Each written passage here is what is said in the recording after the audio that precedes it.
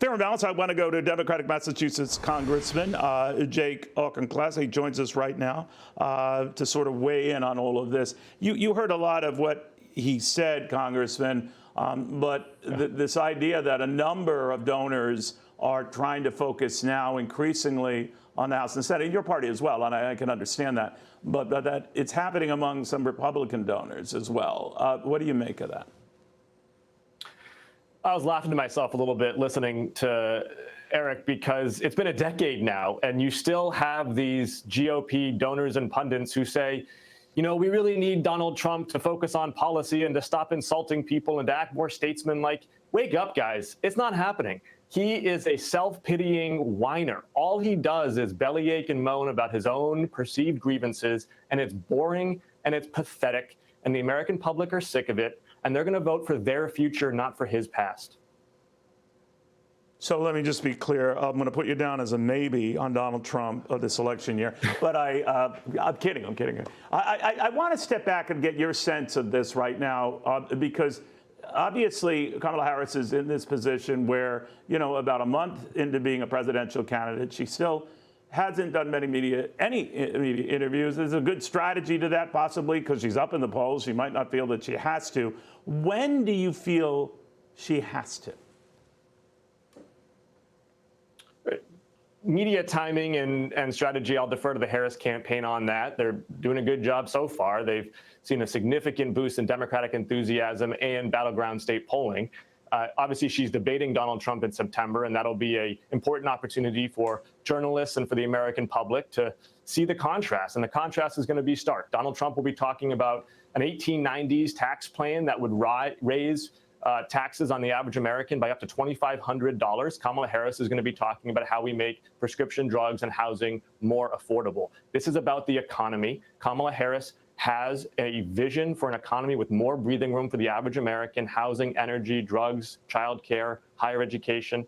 Donald Trump is talking about raising taxes on the average middle-class family while giving further tax cuts to billionaires.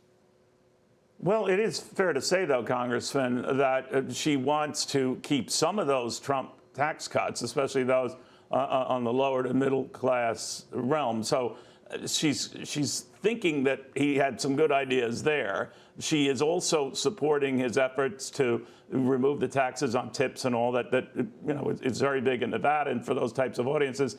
So she is kind of copying some of his better ideas, if you call those better ideas. What do you think of that? Well, we can debate the soundness of the tax on tips idea, but I think the core point here is that Kamala Harris is not an ideologue. She's a pragmatist, and what she cares about is the actual impact of policy on people. So show her an idea, and she's not going to ask whose idea was it. She's going to ask, does this idea work? Well, but she does have an ideologue past. She does have an ideologue past. And by the way, so does Donald Trump. So you're quite right about that. Ideologue could be seen in the eye of the beholder, I guess. But I she's not that. She doesn't quite the pragmatist you weighed her out to be, right?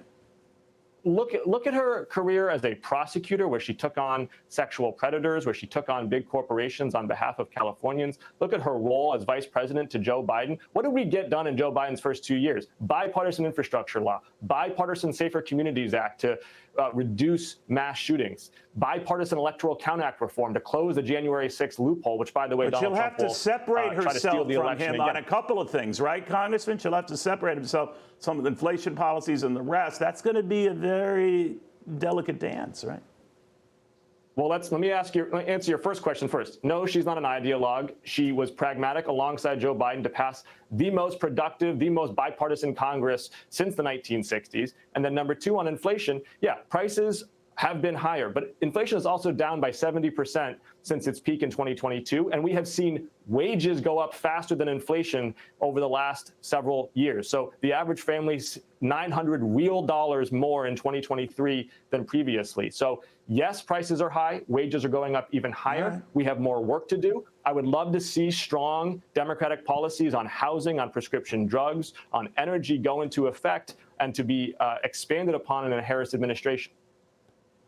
All right. Well, you know, they should get you out of the stunt more. You described it more eloquently and simply than, unfortunately, her campaign has been able to do thus far. But again, still early. And again, there's time to sort of see if all of this sticks. We'll watch it closely. Congressman, great having you on again.